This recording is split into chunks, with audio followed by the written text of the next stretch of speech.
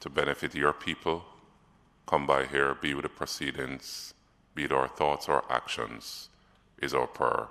In Jesus' name. Thank you very much, Member. Are there any apologies for absence? We have apologies from Member Chuck and Member Morris. Are there any other apologies? All right. Let me use this opportunity to welcome members of this committee, as well as representatives of the different government agencies that are here with us this morning. The matter of Portmore becoming the 15th parish has been on the table for some time now. In fact, I can easily recall leading up to the 2003 local government elections, when Portmore was first designated a municipality. The first mayor of Portmore, George Lee, was a champion for the establishment of Portmore to become a municipality, and I'm sure continuing the process to where we want to go now to make it the 15th parish of Jamaica. We have seen also quite a number of discussions over the years where the argument of Portmore becoming the 15th parish is more than just a token effort, but more seeks to establish full autonomy, or what we'd want to say, to close the circle. I am sure that based on the pronouncements of not only member, the former Mayor George Lee, but former Prime Minister Bruce Golding, and a recent pronouncement by the Most Honorable Andrew Holness, Prime Minister, that the time has come for Portmore to have more than just the municipality status, but to become the 15th parish of Jamaica. It is not something that we should take lightly, because legislatively we can run through the process of establishing the 15th parish. It is more than a legislative gesture. The Prime Minister alluded then, earlier this year, that Portmore should be the model parish. We would want to see other parishes develop to that status as Portmore. Portmore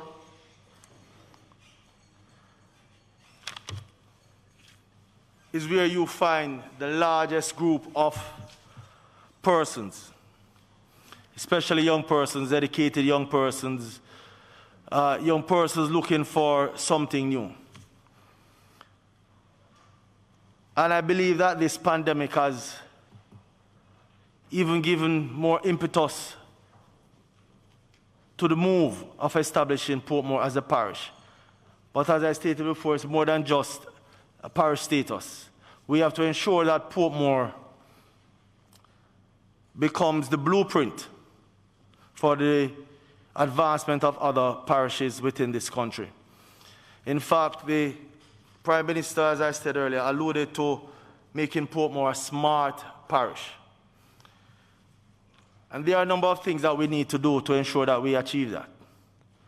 We have already seen where a lot of services are now moving to online status, whether it is dealing with the municipality or whether it's students attending school, whether workers, public sector workers working from home. The time has come for Jamaica to move away from just being mere consumers of technology to become innovators of technology. We believe that Portmore readily offers itself as the ideal pilot for us to ensure that we achieve full ICT capabilities. We are envisioning members that, separate and apart from doing the legislative work, and I'm sure that members here will agree that we are going to have to do some extensive consultations with residents of Portmore, all the different stakeholders, to ensure that we get it right as much as possible the first time around. We have to bear in mind, though, that it is work in progress, nevertheless. So after we have completed our deliberations here and make our final report available to the Parliament, we envision that we will have to continue to work on the model of Portmore. I think we'll also, through consultation, we'll have to start to identify what we want to be the proposed capital of Portmore, as well as the area that will be designated as Portmore, the parish of Portmore. And so, members, I believe that with a bipartisan approach and a consultative approach, we should see, coming out of the deliberations of this committee, a parish that is more than just a parish in name, but a parish that will be the model for the development of other parishes within this country. I stated earlier that Portmore has the innovative capacity residing in Portmore. The people living in Portmore are, I believe, ready for this opportunity. And we as elected representatives must ensure that we provide them with this opportunity.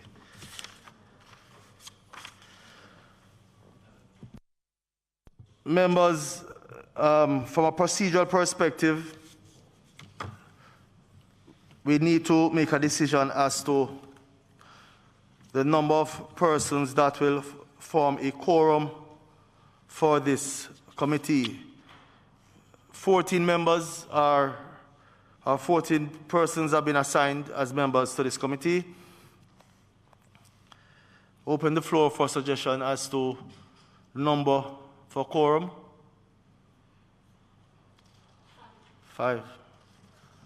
Motion, it has been suggested by Member Malou Fort that 5 persons. Seconded. Those in favor? Those against? Ayes have it. Sorry, pardon, Mr. Chairman. Does that 5 include the chairman? Yes. 5 including the chairman. The way forward, I'm just going to open the floor at this time for suggestion before I give my own opinion. Thank you, Mr. Chairman. So, Chairman, I listened to your opening remarks, and you gave somewhat of a background to the evolution of the Portmore municipality. I dare to say it was very incomplete. I happen to have been one of the members of Parliament for the Portmore area, together with Southeast Member of Parliament at the time, Dr. Paul Robertson, who participated directly in the process. And for the records, it must be clear that the Portmore municipality was never the brainchild of any political, of the government at the time. The Portmore municipality was the brainchild of the people of Portmore. You mentioned George Lee, who was at the time president of the Portmore Joint Citizens Association, which was the umbrella citizens association for the Portmore area. And it is true that community, citizens, residents, grouping, that the voice of Portmore was organized and presented to the powers that be, essentially the government.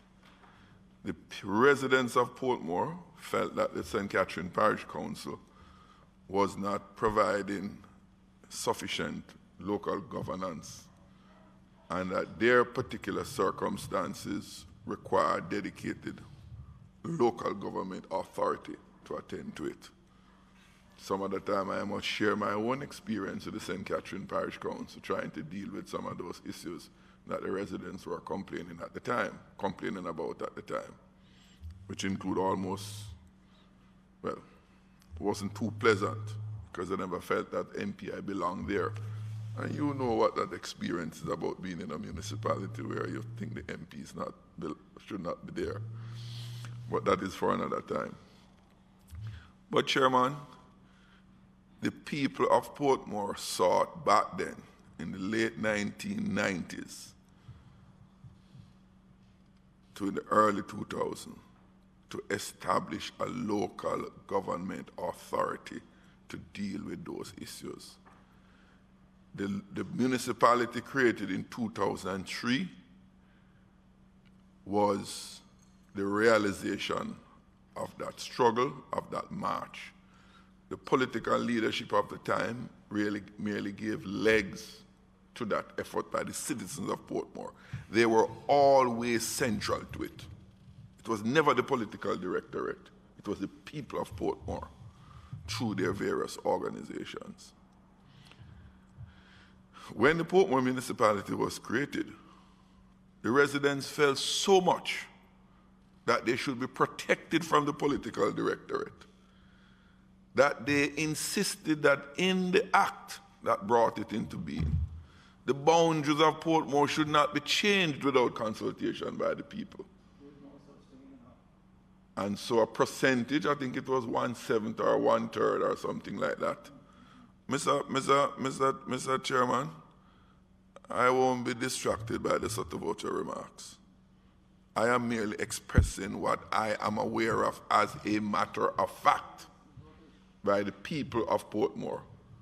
And those nearby and standing by and looking on can have their own opinions. But the people of Portmore, I insist, it is their views that must be central to all decisions made that will affect them. And that is the gravamen of my concern, of one of the members of Parliament for the area. There are now 3 of us, and I'm sharing this out of my own experience with the people of Portmore, that before we consider any changes, we show respect to them, notwithstanding what might be provided for in the Act as it is now, but what the sentiments of the people of Portmore desires. Mr. Chairman, the local government, the municipality of Portmore, has all the powers as I understand it, and what you don't have, they can be conferred on them, like any other local government authority throughout the rest of the country. JSC, which is the conjoining of 2 parishes, and the rest that stand on their own, St. James, Westmoreland, St. Mary, all the rest of them, a single parish, local authority. The Portmore City Municipality has the authority, and those of us who are there know the difference between the management of the Portmore local government issues now since 2003 as against what prevailed before. Mr. Chairman, you served in the Portmore Municipal Council at the time before, and being a part of the St. Catherine Parish Council, you know firsthand what the authority has been and what it can be of the Portmore City Municipality to deal with the issues affecting the residents of Portmore. I ask the question, Chairman, the designation of City of Montego Bay, how has that contributed by its mere designation to the development of the residents in that area, as against those in St. Mary or next door in Hanover? What is the functional, what is the material difference between this designation? And Mr. Chairman, at a time when the country is stressed and stretched with resources of all kinds, financial resources, human resources, both of the Parliament, the agencies of the state, like those who are gathered here, CPC, the Attorney General's Chamber, and all the other agencies of the government, to be consumed in what I believe is a nonsensical, non-meaningful exercise, other than to create a separate municipality for Portmore, detached from Spanish Town, which will, in the process, provide for some political advantage in one of the municipality or the other. That's a big price to pay. Provide political one-upmanship when the well-being of the residents, not of the rest of St. Catherine per se, but of Portmore, will be least affected. In fact, when the designation would have been made and the residents of Portmore wake up the next day, they will not see or realize one iota of a difference. What difference does the parish designation for St. Mary makes that does not contribute to its development? I hear this argument about what development will occur to Portmore. What development does a parish designation will accrue that the Portmore city municipality denies or prevents? Those are some of the things which we should put, not just to me as one of the members of parliament, but to the people of Portmore and be engaged around. So, Mr. Chairman, I'm happy that you have said at the outset that one of the activities that will take place, and I believe should be at the front, is the consultation, the engagement with the residents of Portmore. It's a very tedious exercise. We have been through many of it in Portmore, but it's a worthwhile, unavoidable exercise that we must not avoid, and we must not do all other things before the voice of the people is posited up front. Thank you, Chairman. Thank you, Member Malo. Fourth. Thank you, Chairman. I was listening to Member Jackson, and I wasn't quite sure what he was saying. It appears at one point that his contention was that a decision has been taken, fait accompli, and no consultation will be done.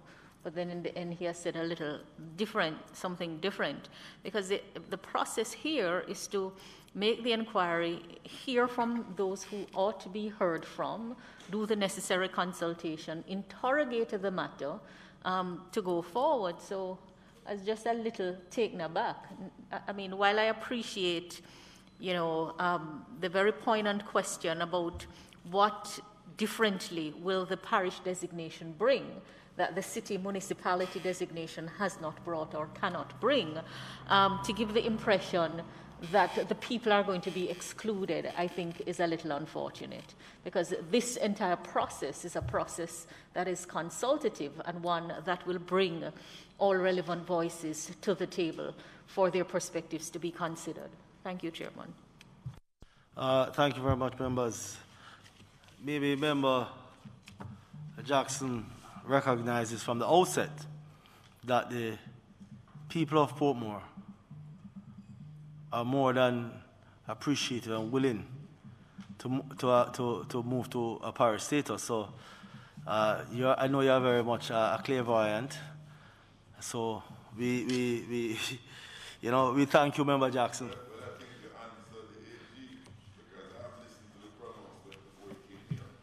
But members, I am sure that I said at the outset that we will be having consultations, dialogue with all the stakeholders, not only citizens of Portmore, but persons doing business in Portmore as well, to ensure that we get it right or as best as possible in the first instance.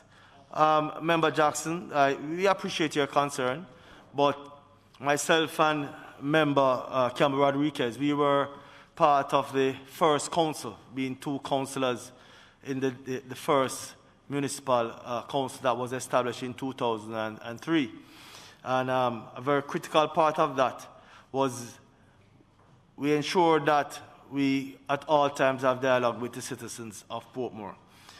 Public education and sensitization will also be a critical part of the process to ensure that the citizens of Portmore see the benefits of parish status.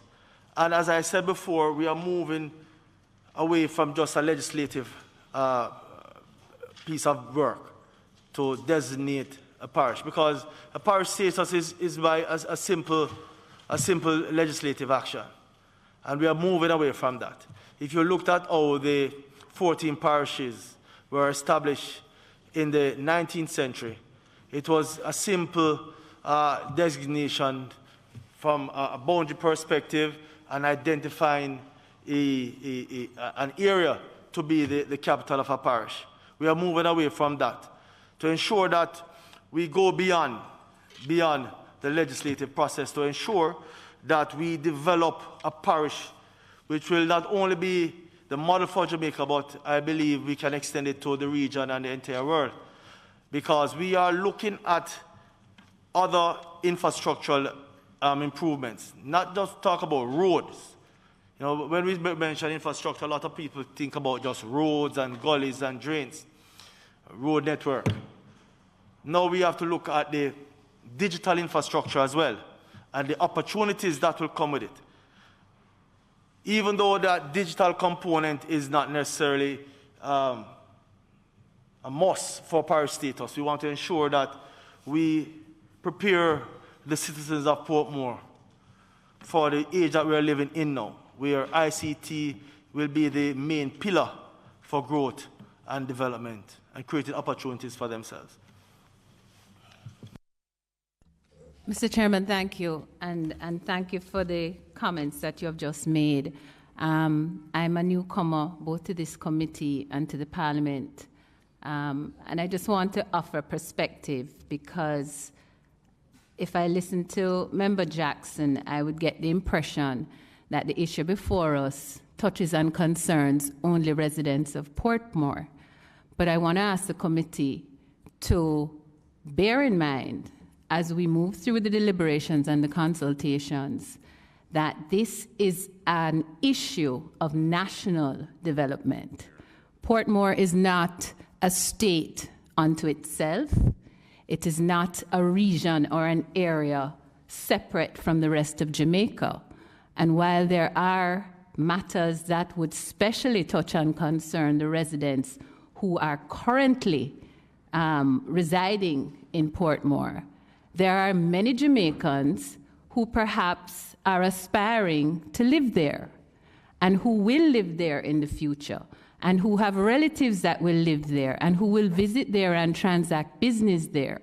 So let us be careful about limiting our view and our considerations to just the people of Portmore. Portmore is a part of Jamaica, and all Jamaicans, whether they be in Westmoreland or in St. Thomas, ought to be concerned about what is happening in this part of Jamaica in relation to this National Development Initiative.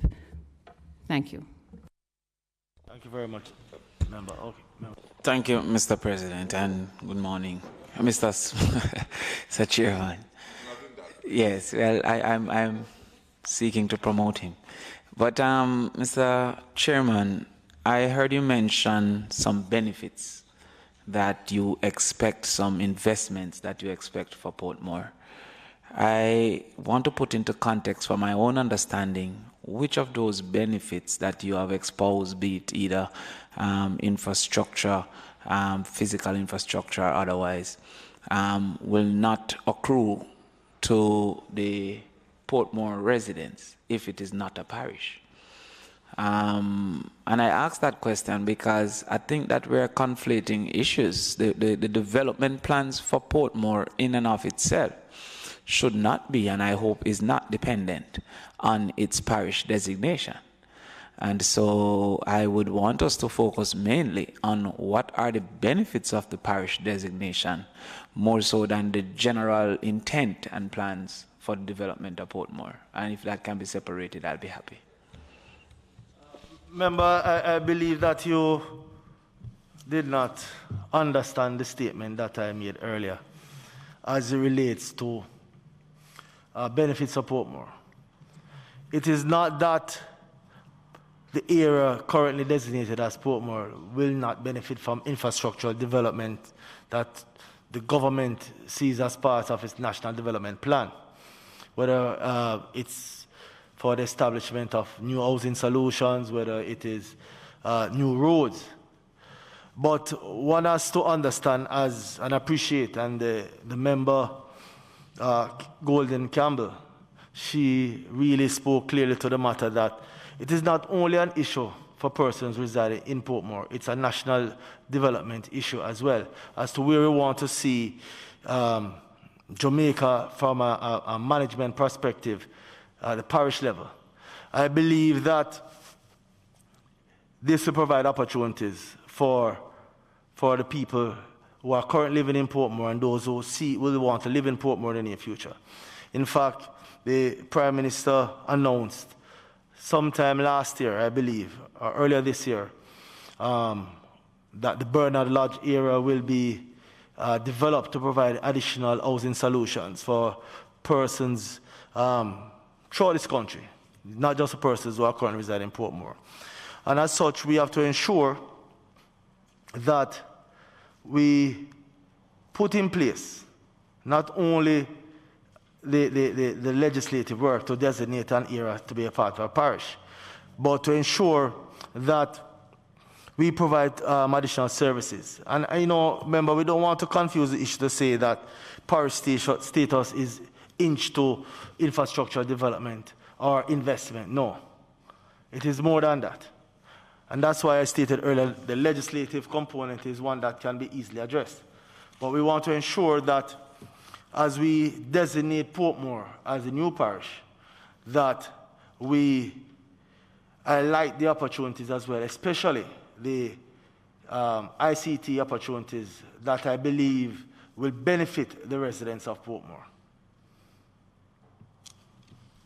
Thank you, Mr. Chairman. But again, the confusion is being facilitated by the combination of the issues. If this committee's intent is to discuss the development order or the development possibilities for Portmore, then I can understand all the things that you have said.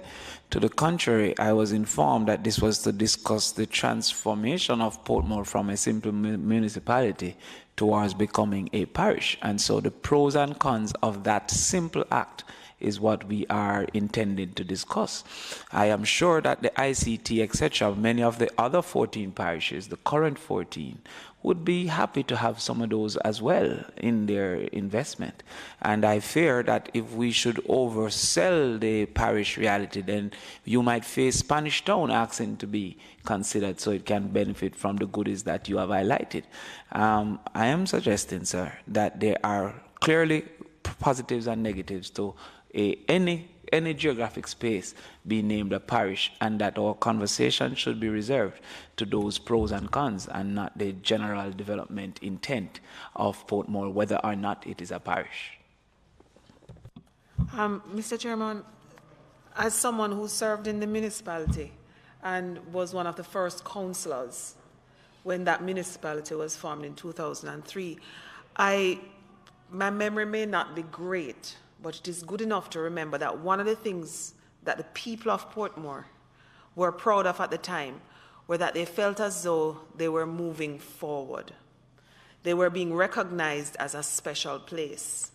But one of the drawbacks in many of the minds of the people were the fact that why couldn't they be a parish, feel like they're a big boy? And this is what I remember when facing the ballot at the time and while serving the people at the time, that they wanted to know, why is it that we have only gone part way? Why they can't be, why do they have to have anything to do with another parish?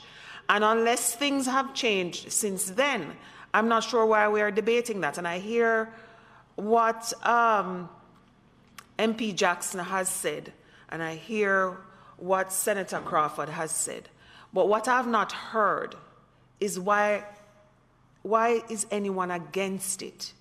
It can only bring benefits to the people of Portmore. I have not heard of what it will do negatively for the people of Portmore or for the communities of Portmore. And if there's nothing negative to come from it, and the only problem is a perception that one political party could gain political advantage, because that's the only thing I've heard, is a problem. is that one party could gain political advantage. So are we so concerned about that we will put aside potential benefits for the people of Portmore?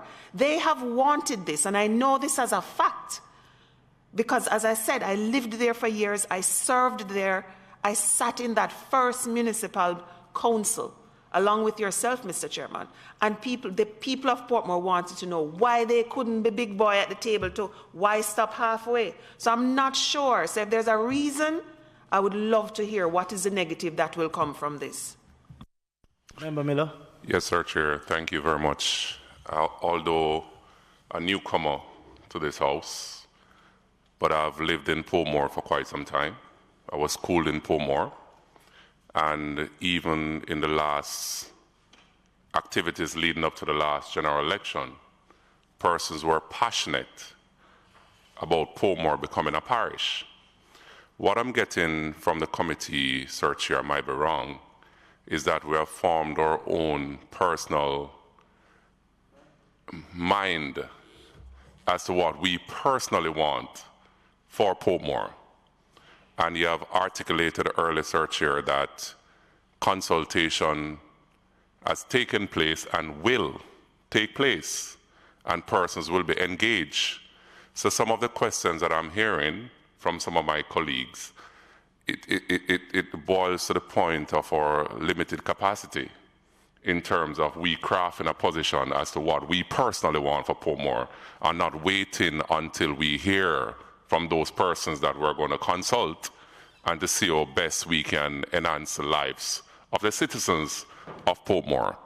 Let us, I'll beseech to my colleagues, let us have an open mind in terms of Portmore becoming a parish status, because as my colleague Campbell stated earlier, that persons in Portmore, they are passionate about their environment, they're passionate about their communities, and they want to be around the table as well and enhance their communities.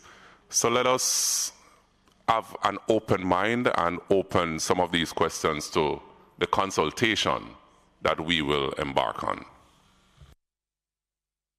Thank you very much, Member. The question should not just be, why are we making Portmore the 15th parish? We also need to ask ourselves, why not? We should not just approach this thing from a perspective of just opposing. Understand your passion, Member Jackson and Member Crawford, but I think we need to look beyond just opposing for opposing's sake. A lot of questions have been asked as to... On a point of order, Chairman, it would be disingenuous for you to make the remark that my observations, informed by my knowledge with the people of Portmore, to say it is one of opposing for opposing's sake. And I just want to say one last thing in that regard. I was very involved in the consultation process from day one to the culmination in 2003. Some people came on board in 2003. The consultation process that brought the municipality into being is what I make reference to. So I hear my colleague talk about what people talk about big boys too. I only make reference to what happened. And lastly, and I make no further comment on this. As it was then, where the municipality came into being out of what the people of Portmore wanted, and I was a part of the process then, gave legs to it. Anything that they want in this regard is what I will stand with. I never sought to impose on them my wish or my desire. And I reiterated, it is out of the process of consultation. That's all I'm saying. So I don't think it's disingenuous to talk about opposing for opposing's sake. Chairman, the member said that you're disingenuous in saying that he's opposing for opposing sake. I agree with you. If you remember, in early 2016, a bill was laid in this House to separate Portmore from St. Catherine Municipality, to give them their own independence, to transfer some of the activities from St. Catherine to Portmore. The people of Portmore were in full support of it. Member Jackson opposed it. Member Jackson opposed it. Member Jackson, I sat in this House. There was a committee in which I served and which you serve also. And you oppose every step of the way. No, you seem as if you are forgetting the fact. You seem to be forgetting the fact, or you remember conveniently. That it seems as if your memory just shifts as you go along. Because that's what you did. You stood over there, I remember, just before the parish council election, we were supposed to have it passed. You and Dennis Daly rip it apart over there. Oppose it entirely. That's why it didn't go through before the September election. We came back here with it. I guess you're lying. I would say I'm not misrepresenting the facts. You're lying. The issue is supposed to come back here, you know. At the end of the by election. What? No. It looks like we're in for an interesting committee. Let me set the record straight, Mr. Chairman. Understand? It is coming back here. Don't you want to come back here? It fell off the paper. It fell off the other paper when we have election. Huh? No. I'm waiting on local government to. I'm waiting on local Minister of Local Government to get the. No, I have not changed gear. I'm not going up any hill. We are waiting on the Minister of Local Government to resubmit the cabinet submission, so we can go through this new cabinet to come back here. That's what we're waiting on. Minister Mackenzie will take it back very shortly. So I'm not going through another route. I'm not changing gear. First and foremost, I don't drive gear truck or gear truck. I drive an automatic vehicle. I leave you in gear vehicle behind. We pass gear vehicle now in automatic. So I leave you behind. But you always oppose. Mr. Chairman. Chairman, it's... Mr. Chairman. Thank you, Chairman. It looks like your committee is in for an interesting time, given the membership as comprised. But, Chairman, in the interest of time and considering the advisory you had sent, I believe it may be useful if we were to look at a schedule of meetings, or at least the next meeting date, and also how we want to proceed by way of submissions and the issues for consideration by the committee.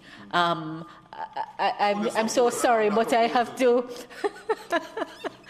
jump between members Jackson and Warmington so that we can get going. Yes. Thank you very much, Member. Member Davis.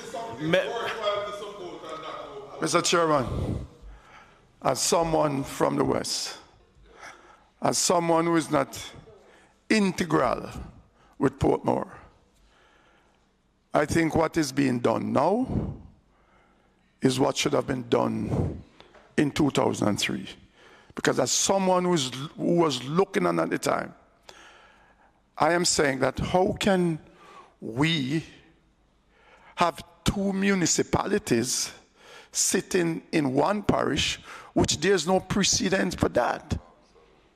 And I was saying that why didn't they just annex Portmore to make it into a parish and to give it its own municipality, its own authority? And, you know, I have heard some of what Member Jackson has said about a, advantage for a political party, but political parties is ever changing. What is here today might not be here tomorrow. So I don't think that should be the consideration. And from information via poll numbers and stuff, the people of Portmore would be more comfortable having their area designated as a parish. And in my opinion, making it the 15th parish of Jamaica would be, would be, in my opinion, the correct thing to do at this time. So, Mr. Chairman, my view is I think this committee, we should really look back and correct what should have been done from 2003.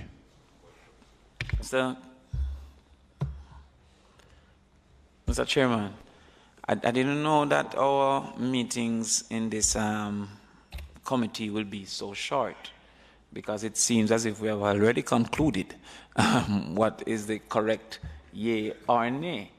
I have not gotten to that position. In fact, I'm seeking to analyze and then to conclude. And in that effort, I think that Member Jackson's intervention was necessary, because intent is a necessary part of analysis. What is the intent of the proposer? And he has suggested an assumed intent, which may be incorrect or correct. There are clearly reasonable arguments for, as put forward by the member from South St. James, as it relates to clean governance. And I'm sure there are reasons against. What I would hope that each member here does is to consider all before we conclude, as Member Miller has suggested, including the opinions of the Portmore municipality, and to commit ourselves to informing correctly those persons so that their opinions can be informed opinions and not just other types. Thank you, members, for that lively discussion. And we're going to just deal with the matter at hand as to the way forward. But just let me add that this process seeks really to give Portmore full autonomy. If you look at the current situation as it is, you have councillors in Portmore doubling up, because they are also sitting in Spanish Town as well, while the councillors in Spanish Town are not allowed to sit in Portmore. Right? And so what we are seeking to do is to tidy up the arrangement as it is right now, to ensure that Portmore has full autonomy, and of course put in place other services to enhance the operation of Portmore, moving Portmore to the next stage. Yes. Can you protect me from the members? Member Jackson. Okay, members, let us first deal with. Come, Member Jackson. Members, we need to set a date. They are ganging up on me here. They are ganging up on me. I see the ganging up. We do not want any gang in here now. Members, we need to set a date for our next meeting and for future meetings. It would appear that we have a very tight, busy schedule for January 2021. The Wednesday mornings are usually PAC. And we, for the next couple of afternoons, we have the Joint Select Committee for ZOSO, the ZOSO Act. So we need to find some time. We have Thursdays and we have Fridays. Fridays out. No, I stand corrected. Thursday mornings. Well, members, I think we can try our best to be here on time on a Thursday morning and try to finish the matter on the agenda for that day. So the proposal for now is Thursday morning at 10 a.m. All right.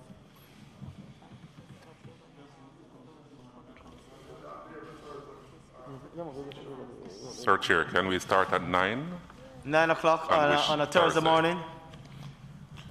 9 o'clock on a Thursday morning, members? All right. All right, so from 9 to 12. So we try to be on time, all of us, including myself. So we can start at Which 9. Thursday, Sir Chair? So the first, let's say the 14th, January the 14th. January the 14th. And then we will set the days after that. Now, for submissions, we need to make necessary arrangements for us to receive submissions by putting in place the necessary notice. Members, are you in favor?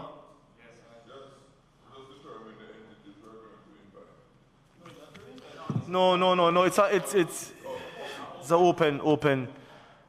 So we get as much participation as possible. So the notice is in the papers. So when do you want the notice to Well, I think the Sunday papers, weekends is where you have most readership, and we put it on the Parliament website as well. So we can start running those notices. Mr. Chairman, I have also learned that the social media and the is a very integral part. Sorry? Recently learned. So if you have learned that recently, my colleague. When we prepare the notice, I will also send it to our social media and ask them as soon as they can start. Yeah. So members, we will start running those notices come Sunday. This Sunday.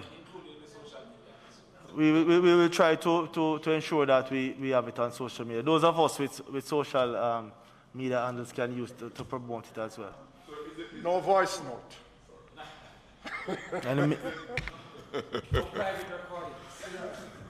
Mr. Chairman, I think members need protection here. you know, Member Jackson, it is rare that you ask for protection because you are the one usually on the opposite end. Persons have to be asking for protection from you. No. Chairman, as a lady between the gentlemen here, I call it at the back, I'll endeavor to ensure that there is a calm and peaceful sort of discussion going on. Thank you very much, ma'am. Thank you. I don't want to go there because I don't think he participated in the process. My colleague, you're permanently seated right here, Mr. So if you follow the rule of thumb, I understand, sir, Chair, but regardless, I have to protect all. So Chairman, let me understand. We are going to send out the advertisement as of this Sunday using the different fora that we decide on. When we meet on the 14th, they will make a decision as to how we schedule the hearing and submissions. Definitely. Following on that submission. I think in the meantime, however, coming into the 14th meeting, we should, in addition to the open invitation, we should identify the various stakeholder groups in Portmore and beyond that we want to invite or should invite to make submissions. We can have that discussion on the 14th, Chairman, because I believe that... No, I would like us to, if we could come up with the list of when we meet on the 14th, we have that list to consider in the meeting. But not for any decision to be made on that, no. Noted, member, but I believe, though, that the fact that the Parliament will put out the notices and they will be running for some time, and based on the fact that I'm sure that, as you have put it, that the residents of Portmore are very anxious to participate in the consultation process, that, you know, we do not want to be cherry-picking any organization or any group. It is open to all groups in Portmore. Absolutely, sir, Chair. All the relevant stakeholders, businesses, not only those persons living in Portmore, church groups, but throughout the country, because this is not just about a particular area. It is just that we are dealing with Portmore now. But we want to ensure that we get as much input from Jamaicans, near and far, as to how we should move forward in establishing a model 15th parish. Mr. Chairman, if I could just add, because I think I appreciate Member Jackson's position on the issue, and not to cherry pick, but there are going to be, I think, certain groups whose expertise and experience would be invaluable in terms of our consideration of the issues that would lead us to make recommendations at the end of the life of this committee. And so for that purpose, I would encourage and support the idea of having an invitation to specific groups, notwithstanding the open call and not to seek to limit it, but to ensure that we have the kind of information and data that is necessary for us to make the relevant considerations. On the 14th, we can continue with that discussion. We have gone through the date. The deadline for submission, members, I think we should give the public at least a month from today. We can extend it if needs be, but in the first instance, a month from today, which will bring us to maybe the 14th, and then if needs be, we can take a decision to extend to afford more participation if the needs arise. We are at item number 8. Moved by Member Jackson, second by Member Miller. Those in favor? Ayes have it. Thank you, members and the representatives from the different agencies and the staff here at the Houses of Parliament. Meeting stands adjourned.